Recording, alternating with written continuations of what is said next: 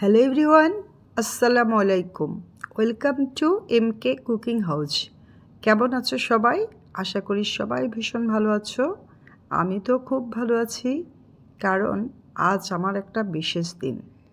তাই ছোট্ট একটা কেক বানিয়েছিলাম, আর সেটার ডেকোরেশনটা তোমাদের সাথে শেয়ার করছি। এই যে দেখো, এখানে একটা কেক বানিয়ে নিয়েছি। কেকটা ভীষণ সফট আর ফ্লাফি হয়েছে। দেখো, দেখতে কত সুন্দর লাগছে না? এটা খেতেও ভীষণ টেস্টি হয়েছে।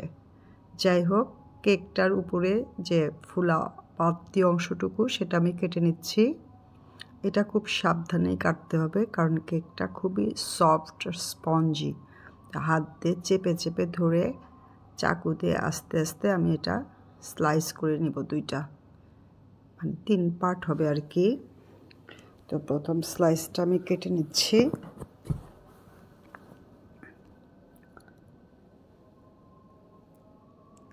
এই তো এক পার্ট আমার কাটা হয়েছে, ভীষণ সফট। সেকেন্ডটা আমি কেটে নিচ্ছি। খুব সাবধানে হাত দিয়ে চেপে ধরে আস্তে আস্তে এটা কাটতে হয়, তাহলে খুব সুন্দরভাবে কাটা হয়ে যায়। তাড়াহুড়া করতে গেলে কেকটা ভেঙে যাওয়ার সম্ভাবনা আছে। দেখো কিভাবে কাটছি, দেখে বুঝে নিতে হবে। এইভাবে তোমরাও যে কোনো কেক কাটার সময় আস্তে ধীরে সাবধানে চাকুটা ঘুরিয়ে ঘুরিয়ে কেটে নিতে হবে। এই যে আমার সেকেন্ডটাও কাটা হয়েছে। 3টা একসমান হয়েছে। দেখো কত সফট, মাশাআল্লাহ। দেখতে যেমন সুন্দর, এটা খেতেও অসাধারণ হয়েছিল। এখন এটা আমি ডেকোরেশন করব। তার জন্য প্লেটে একটু ক্রিম দিয়ে কেকটা আটকে নিলাম। তারপরে আমি সুগার সিরাপ দিচ্ছি। সুগার সিরাপ দিলে কেকটা একদম সফট থাকে। ক্রিম দেওয়ার পরেও এটা দীর্ঘদিন যদি রাখো সফটই থাকবে। আর সুগার সিরাপ না দিলে কেকটা হার্ড হয়ে যায়। এরপরে আমি ক্রিম দিয়ে কোট করে নিচ্ছি। এটা আমি সিম্পলের মধ্যে ডিজাইন করব। তোমরা যে কোনোভাবেই করতে পারো। কেকটা বানানো থাকলে আসলে নিজেদের পছন্দ মতো ডিজাইন করা যায়। তো আমি একটা লেয়ারে দিয়েছি, আরেকটা লেয়ার দিলাম এবং এর উপরে আবার সুগার সিরাপ দিয়ে নিচ্ছি। প্রত্যেকটা লেয়ারে প্রতিবারই আমি সুগার সিরাপটা দিব।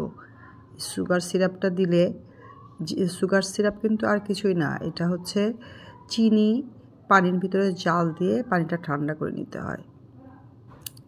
পরে আবার আরেকটা দিলাম ক্রিম দিয়ে। এটার উপরেও আমি সুগার সিরাপ দিচ্ছি। সুগার সিরাপটা একদম চতুর্দিকে সমানভাবে দিতে হবে, তাহলে চতুর্দিকেই কেকটা সফট থাকবে। সুগার সিরাপ আমার দেওয়া হয়েছে। এখন আবার আমি এটা ক্রিম দিয়ে পুরাটা কোট করে নিব। খুব সিম্পল ডিজাইন, কিন্তু দেখতে সুন্দর লাগে। আর অনেক বেশি ক্রিম তো আসলে শরীরের জন্য অত বেশি ভালো না। যেহেতু নিজেরাই খাবো, সেই জন্য একটু কম ক্রিম দিয়েই আমি ডেকোরেশনটা করছি, দেখার সৌন্দর্যের জন্য। একদম ফাইনাল লুক এসে গেছে। এটা আমি মোটামুটি কোট করে নর্মাল ফ্রিজে রেখে দিয়েছিলাম 1 ঘন্টার জন্য। পরে বের করে আবার ফাইনাল ফিনিশিং দিচ্ছি। একটু মানে রাফ করে প্রথমে দিয়ে পরে নর্মাল ফ্রিজে রাখলে কেকটা শক্ত হয়, তখন ফিনিশিং দিতে সুবিধা হয়। একটু ক্রিমগুলো শক্ত হয়, পরে ফিনিশিং দেওয়ার সুবিধা হয়। এই যে সুন্দরভাবে আমি এখন ফিনিশিং দিয়ে দিলাম। ফিনিশিং দেওয়া আমার অলমোস্ট হয়ে গেছে। এখন আমি এটার উপরে একটু কালারিং ডিজাইন করব।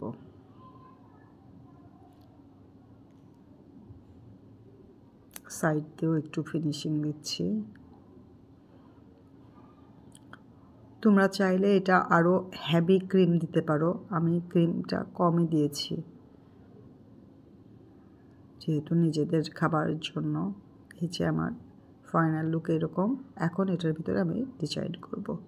তো তার জন্য ব্রাশের সাথে আমি একটু রেড কালার ফুড কালার দিয়ে নিয়েছি। এখন সেটা দিয়ে আমি সাইড দিয়ে একটু এঁকে দিচ্ছি। এটা তোমাদের নিজেদের পছন্দ মতো যে কোনো ডিজাইন করতে পারো। উপরেও একটু দিব, উপরেও পুরাটা দিয়ে এইভাবে রাখলেও সুন্দর দেখা যায়, কিন্তু আমি যেহেতু লাল আর সাদা ক্রিম দিয়ে ডেকোরেশন করব সেজন্য আমি পুরাটার উপরেই লালটা দিয়ে নিলাম। এখন একটা স্টার নজল দিয়ে আমি 2 কালারের ক্রিম একসাথে নিয়ে চতুর্দিক দিয়ে একটা বর্ডার দিচ্ছি। দেখতে সুন্দর লাগবে, ভীষণ সিম্পল ডিজাইন বাট দেখতে খুব সুন্দর। তো এইভাবে তোমরাও যে কোনো নজল দিয়ে পছন্দ মতো ডিজাইন করতে পারবে। আমি জাস্ট নিয়মটা দেখিয়ে দিচ্ছি। আর তোমরা যে যেখান থেকে দেখছো সবাই আমাদের জন্য দোয়া করবে, তোমরাও সবাই ভালো থাকবে। এই যে একটা লেয়ার আমি দিয়েছি, আবার আরেকটা লেয়ার দিচ্ছি সাইড দিয়ে। বেশি ডিজাইন করব না, হিবিচিবি না, এই জাস্ট 2টা বর্ডার দিয়ে আমি এটা ফিনিশিং দিব। তারপর আমার কিছু গেস্ট আছে, বাসারই লোক বলতে গেলে। এখন সবাই মিলে আমরা এই কেকটা কাটবো। আমাদের জন্য তোমরা দোয়া করবে, যে যেখানে আসো আল্লাহ যেন আমাদেরকে সুস্থ রাখেন। আর তোমরাও সবাই ভালো থাকবে, যে যেখানে আসো সুস্থ থাকবে। এই তো আমার ফাইনাল ডেকোরেশন হয়ে গিয়েছে। কেমন লাগছে কেকটা অবশ্যই তোমরা জানাবা। আর এমনি আরও ভিডিও পেতে চাইলে কমেন্টে জানাবা, আমি বিভিন্ন ধরনের ডিজাইন দেখাবো। তো সবাই ভালো থাকবে, আমাদের জন্য দোয়া করবে। আল্লাহ হাফেজ।